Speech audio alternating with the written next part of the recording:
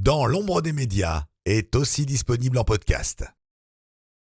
Vous allez voir que tout rentre dans ce sac. Alors de mon côté, j'ai choisi le modèle Lumix BGH1 de chez Panasonic. J'adore ce micro parce qu'il capte bien le son de la voix en éliminant tous les bruits ambiants. Pareil, j'en suis vraiment content de ce zoom parce qu'il me sert donc d'enregistreur sur les tournages, mais aussi de carte son. La plupart des photos que je publie sur le compte Instagram de l'ombre des médias sont en général prises avec le 24-70. Salut et bienvenue dans l'ombre de l'ombre des médias pour une nouvelle vidéo qui sort un petit peu du format habituel et dans laquelle je vous propose une petite présentation du matériel que j'ai l'habitude d'utiliser pour mes tournages et interviews. De la caméra au trépied en passant par l'appareil photo, le micro et quelques vêtements de rechange, vous allez voir que tout rentre dans ce sac. Juste avant de vous le présenter et de vous présenter tout le matériel, je vous donne déjà rendez-vous très prochainement sur cette chaîne pour démarrer ensemble une nouvelle année avec de nouvelles interviews toujours aussi passionnantes et intéressantes, pour découvrir les métiers de truquiste avec Jérôme, d'assistant réalisateur avec Mathieu ou encore d'opérateur vision avec Thomas. Dès le début d'année, on reprendra le rythme d'une vidéo tous les 15 jours. Alors pour être certain de n'en rater aucune, pensez à vous abonner dès maintenant et surtout à activer la cloche de notification. On commence ce petit tour d'horizon par le plus important, du moins selon moi, c'est le choix de la caméra. Alors de mon côté, j'ai choisi le modèle Lumix BGH1 de chez Panasonic. Un boîtier que j'ai testé pour la première fois il y a maintenant 2 ans et dont je ne peux plus me passer parce que franchement, niveau qualité d'image, je ne trouve absolument rien à redire. Cette caméra, elle peut être utilisée autant dans le cinéma que pour du reportage ou encore du streaming. Avec un capteur de 10,2 millions de pixels, elle filme en 4K, format que j'utilise d'ailleurs lors de mes tournages, ce qui me permet lors du montage de zoomer dans l'image sans perdre en qualité. Ce que j'apprécie vraiment beaucoup sur cette caméra, c'est surtout la gestion des basses lumières, puisque quand je vais sur des plateaux télé ou plutôt en régie, là où il n'y a quasiment pas d'éclairage, je peux très facilement monter en ISO sans perdre en netteté et sans avoir trop de bruit.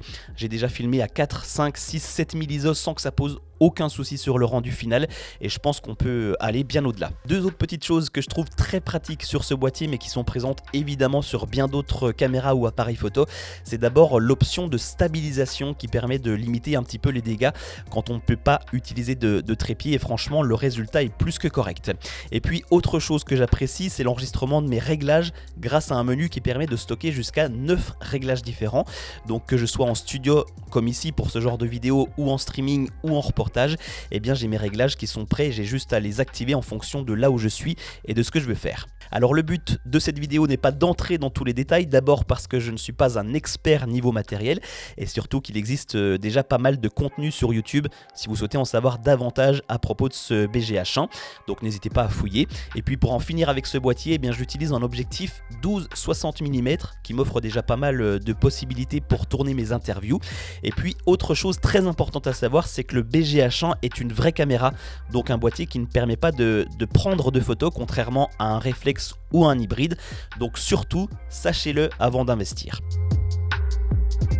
Et puis si vous investissez dans cette caméra, vous allez devoir également penser à l'achat d'un écran puisqu'il n'y a pas de retour vidéo sur le BGH1. Donc pour ma part, j'ai opté pour un écran Philward relié avec un câble HDMI.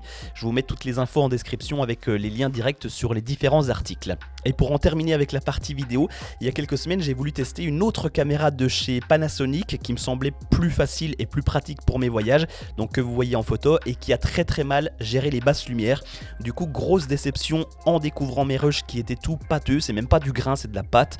Je vais tout de même exploiter les plans, mais vous allez voir que la qualité n'y est pas du tout.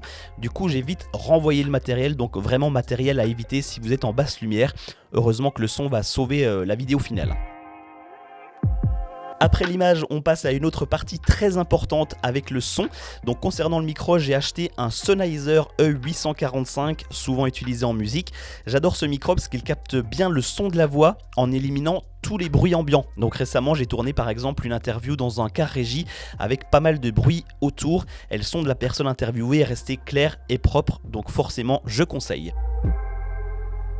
Ce micro, je le câble donc en XLR vers un enregistreur Zoom H6. Pareil, j'en suis vraiment content de ce zoom parce qu'il me sert donc d'enregistreur sur les tournages, mais aussi de carte son quand je reviens en studio comme ici et que je branche donc directement sur mon ordi en USB. De base, on peut y ajouter 5 sources avec 4 micros en XLR et puis la capsule micro inclus dans le colis. Et puis vous avez un adaptateur également qui est disponible à l'achat. Vous pouvez y brancher jusqu'à 6 entrées en XLR. Absolument toutes mes interviews ont été enregistrées avec ce matériel. On passe cette fois-ci au trépied, j'en ai deux à vous proposer.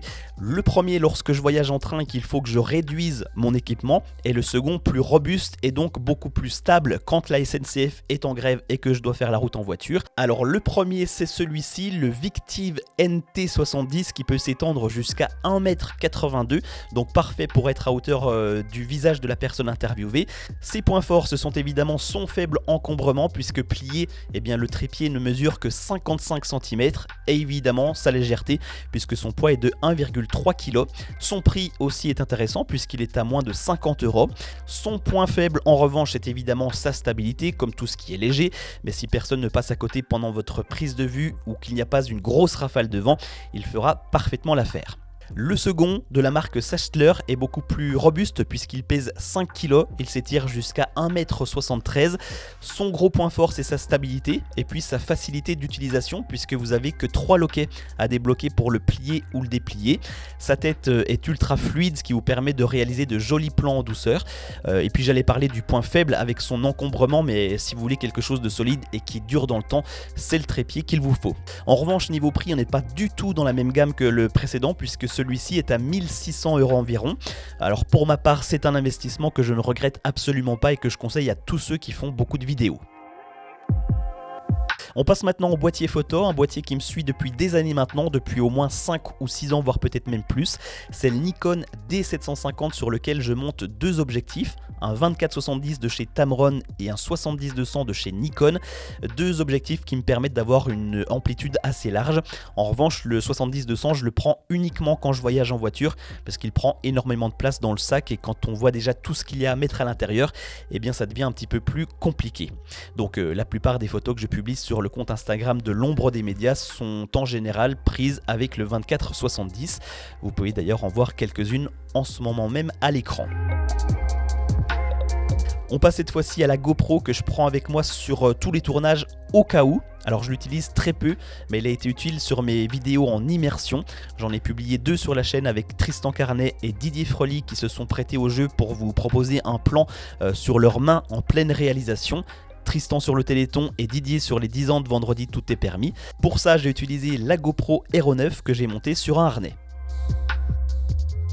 Avant de vous parler des deux sacs que j'utilise pour mettre tout ce matériel, je voulais aussi vous présenter rapidement mes disques de sauvegarde parce que j'en suis vraiment là aussi très content. Donc ce sont des SSD de chez Crucial, ils sont tout petits, ils pèsent 95 grammes, ils sont ultra résistants, ils sont disponibles en 1, 2 et 4 Tera. Personnellement j'en ai déjà 5 et je stocke tous mes rushs dessus. Les transferts sont ultra rapides avec une vitesse de lecture de 1050 mégaoctets par seconde. Le transfert se fait quasiment 2 fois plus vite que sur les autres SSD, 7 fois plus vite que sur les disques durs et 100 fois plus vite que sur une clé USB. On va maintenant terminer cette vidéo avec deux sacs que j'ai l'habitude d'utiliser. Le premier de la marque Tarion qui a une capacité de 25 litres dans lequel j'arrive à mettre absolument tout le matériel que je viens de vous présenter, que ce soit pour la vidéo, le son, la photo, à l'exception du 70-200, j'en parlais il y a quelques instants, et même quelques habits de rechange. Alors ce sac c'est celui que je préfère utiliser quand il n'y a pas beaucoup à marcher ou alors que je voyage en voiture. Parce qu'une fois rempli, il pèse entre 7 et 9 kg et il est disponible uniquement en version sac à dos. Si à l'inverse vous souhaitez vous soulager le dos, eh bien je vous conseille plutôt le second de la marque Newer qui lui est un petit peu plus cher, aux alentours de 180 € je crois, et qui est par contre sur roulette. Et pareil, en organisant correctement tout le matériel, eh bien j'arrive à tout faire rentrer à l'intérieur. Alors le point faible sur ce sac, je dirais que c'est le manque de petites poches pour ranger ses papiers d'identité, son téléphone, etc. Du coup quand je voyage avec ce sac, je prends un autre sac en bandoulière, juste pour les papiers, bouteilles d'eau, téléphone, etc. Voilà, je pense avoir fait le tour de tout le matériel que j'utilise sur les tournages pour cette chaîne YouTube. Je vous ai mis la liste complète en description de la vidéo et du podcast. Si vous avez des questions, n'hésitez pas à les poster en commentaire, j'essaierai d'y répondre. Et quant à moi, je vous donne rendez-vous dans 15 jours pour une nouvelle vidéo pour découvrir le métier de truquiste avec Jérôme. A très vite dans l'ombre des médias.